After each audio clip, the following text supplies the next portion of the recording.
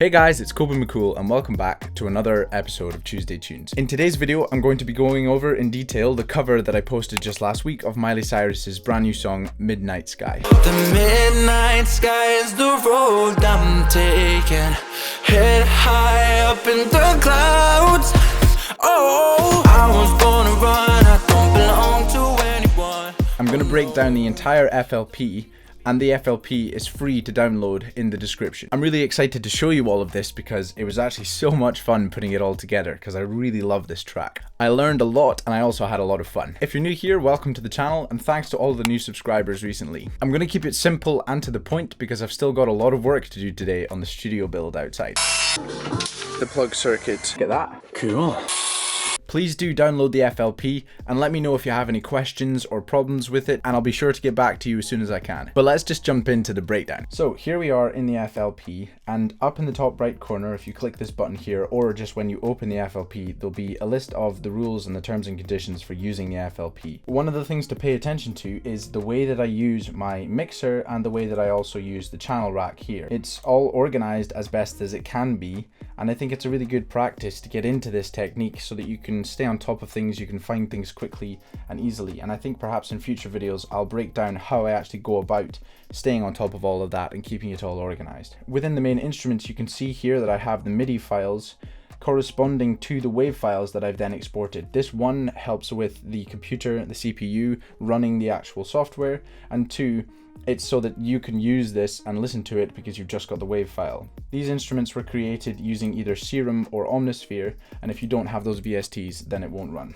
But if you do have those VSTs, then just double right click to unmute them, and then you can actually open up the MIDI and you can actually play around with the notes themselves and see how they were all put together. Now, Miley's original track was in a different key and I transposed it so that it would fit my vocal range and it would fit the style that I wanted to go for. This time I didn't want to completely replicate Miley's track, partly because the quality of synths and production in it was so high that I think it would have taken me forever to try and get the same standard and find all of the sounds, and I also just don't have access to all of those synth sounds, but also because I wanted to experiment with developing my own sounds and styles and doing my own synth design and building my bank of sounds. So that was one of the main goals, and the other goal was to have as much fun as humanly possible, and the third goal was just to develop my production skills overall, and to be sure that I didn't spend too much time on it. Work and move quickly, so that when I was happy with something, I would then move straight on, so that I would avoid tweaking and fiddling with things that I didn't need to. So the best place to start is with the drums. I decided that I wanted it to switch up from half time to double time, from the verses to the choruses. This one is half time.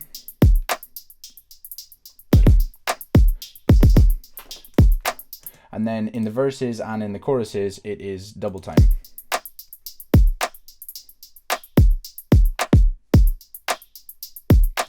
And all it is a strong, bold kick,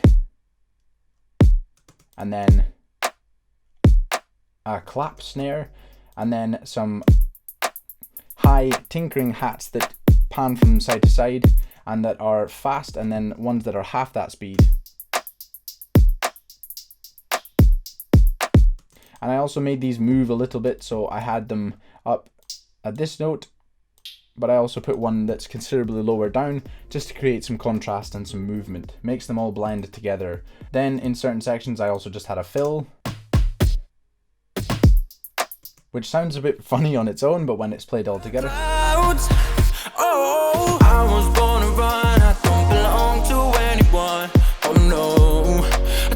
And then that pairs really nicely with an 808 sub bass that I decided to use. I was drawn towards using the Reese sub basses that Miley uses in her original track because they hold for longer and they can create a bit more suspense than an 808 did, but I decided to keep the 808s as they were and use reverse sounds and my vocals and so on to create the suspense, and also the synths rather than the Reese sub bass. At one point I had them both playing at the same time, but I actually just decided that more or less always it seems to work best when you've got one thing occupying the bass and doing it properly and being loud, rather than trying to mix two things together. It can just get really tricky trying to mix it well, and it's confusing to the ear. In this particularly, I just wanted the sub to support everything and be nice and thick. So that was the drums and the bass.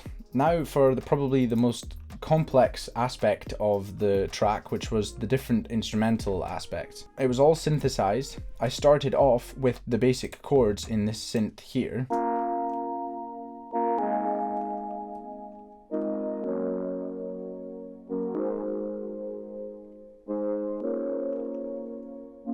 I took the root chords and placed them in, but then I also just added in a couple of variations just to make the chord sounds a little bit more interesting. And I believe this is what Miley does in the original track as well. That's what makes it sound thick and nice. But also the chord pattern, instead of it just being on 3 4 another chord, 2 3 4 another chord, it has this transferring note. It really changes how the instrumental flows, and it pairs really well with the drums. So that synth just does the same thing all the way through. There will be muted automation clips like this one here. That is from a parameter that I automated within the synth, so whether it's Omnisphere or Serum.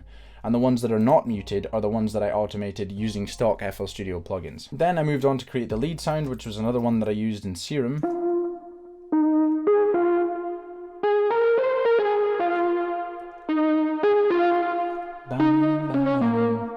And this sound was actually really fun to work with. I automated quite a bit. Partly the volume, also the delay, I would automate up quite significantly. I had a high pass filter in parametric EQ, which you can see here.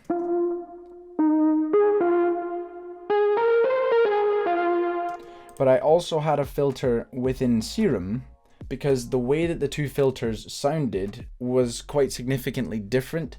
And so I wanted first to automate the Serum sound up so that it would make it more gritty, and then that sound I then wanted to control with a high pass filter subsequently. So they follow a similar pattern, but they don't do exactly the same thing. And it just meant I had even more control over the sonic characteristics of that sound rather than them just all being dominated by one high pass filter. And it also makes it seem slightly more transparent rather than sometimes if you're too aggressive with just one high pass filter, it can sound like the stereotypical DJ, like just filtering everything down and back up again. I wanted it to blend a bit more, especially because there was a lot of distortion on that particular sound. So within Serum, this is what it looks like.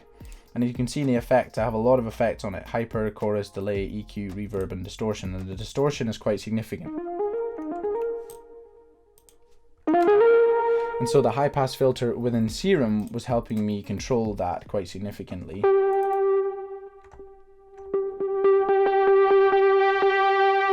That makes a really big difference, but I also still wanted the sound overall to feel muted, and that's what the other high pass filter is doing. So that was the lead. Then one of my favorite bits of the whole song, and some of my favorite sound design moments so far, was actually creating like a soft pad reverse sound using that lead. I've got my lead sound here, and then I send, using these fruity sends, the lead sound, sidechaining it essentially to the reverb and the delay. So if I play the lead without these effects, it just sounds like this.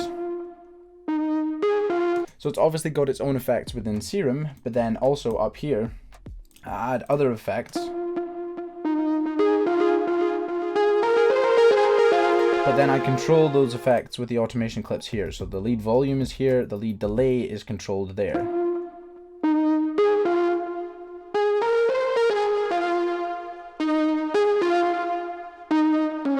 But in order to get the really cool reverse sounds, I just take these effects, which are being sent to an instrument effects bus further along the mixer here, and I would just take an Edison. I would record this sound,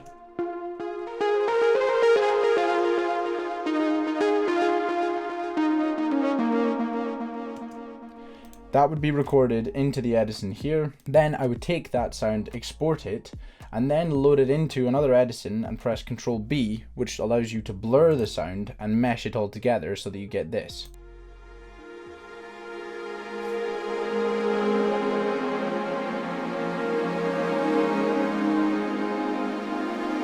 And I just think it sounds wonderful. It's like a synth string section. It just carries so much emotion and energy behind it.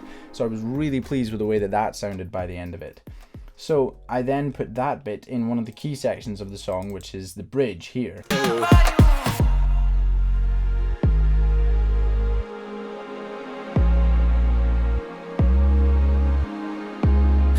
I don't hide blurry eyes like you. So that was one of the coolest bits of the whole thing. The next part of the instruments that I went on to, that I decided to add just because I wanted slightly more energy. It just felt like it was slightly void of something, and I thought perhaps adding in an ARP that I would control and automate would make the difference, and I think that it did.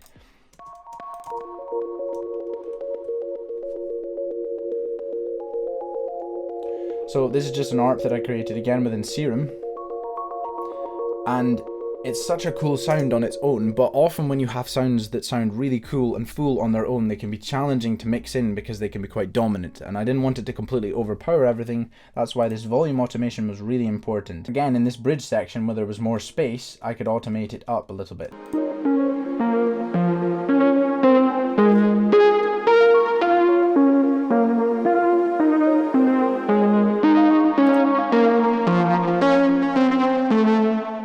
And then that leads on finally to the vocals, and the vocals were actually really challenging overall because there was a lot of detail required to make them sound the way that I wanted to, but all of the techniques that I've been learning and developing over the last couple of months doing other covers and creating basically a song each week or a beat idea each week really helped me condense all of that into this one project, and it actually ended up not being too overwhelming.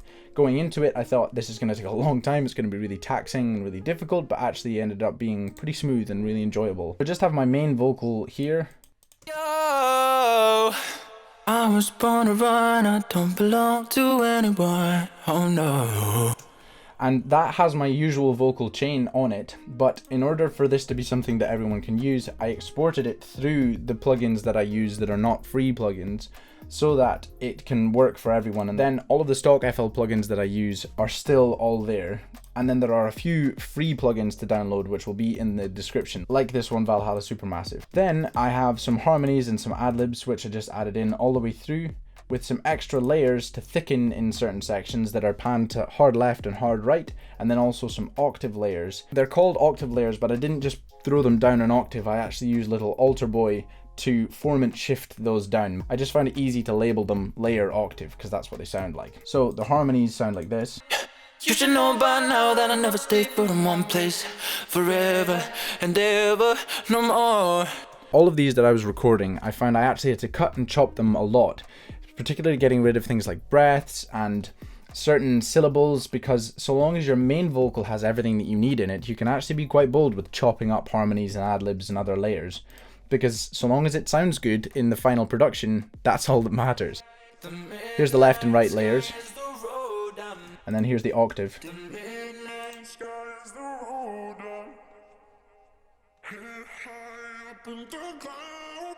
midnight sky is the road I'm taking, head high up in the clouds. Oh. Then I also took some of them and reversed them just to add even more character.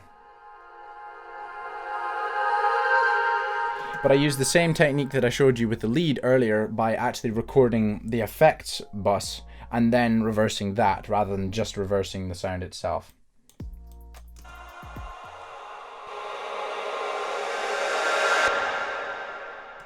And so those vocals all together.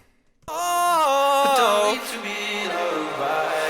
her hand on my waist, thought you'd never be replaced, baby.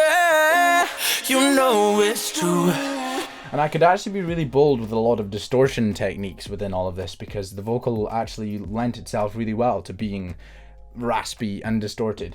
One of the easiest ways I found to do that, which is actually an easily overlooked technique, is just by clicking on the vocal that you want to affect, and FL already has its own pre-computed effects built in. So you click on this little one here, and you click clip and then boost the sound whatever amount you want. Now this will sound ridiculous. Oh, see her hand on my waist. But I mean, if that's the kind of effect that you're going for, then be my guest. But I just did that subtly to lots of the different vocals, and it just adds this rasp and distortion to it without taking it too far from its original sound, and that was really helpful and effective. And yeah, that's actually everything that I ended up doing. Now, if you guys have any questions about this or want me to go into more detail about certain specific things, then please do just let me know.